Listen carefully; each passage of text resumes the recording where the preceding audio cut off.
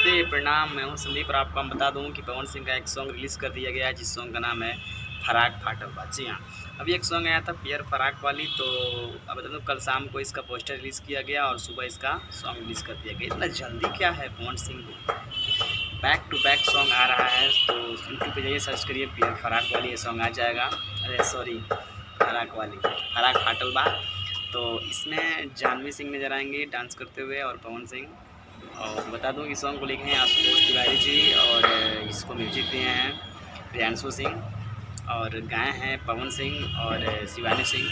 तो सॉन्ग को रिलीज़ कर दिया गया है सुबह मैंने देखा तो सॉन्ग रिलीज़ कर दिया गया है। व्यूज़ काफ़ी सुंदर है और उतना ट्रेंडिंग में जाने की संभावना इस सॉन्ग को नहीं लग रहा है, क्योंकि ये सॉन्ग कुछ हटके है, फराक फाटल बा। तो पवन सिंह थोड़ा दाढ़ी वाड़ी बनवाए हुए हैं और बच्चा जैसा लग रहा है। तो वीडियो कैसा लगा मुझे कमेंट करके बताएं। चैनल पर नए हैं सब्सक्राइब करें, भोजपुरी से पल पल की रिपोर्ट पाने के लिए मेरे चैनल को सब्सक्राइब कर ले। मिलता हूँ नेक्स्ट वीडियो में, तब तक जय हिंद, वंदे मातरम।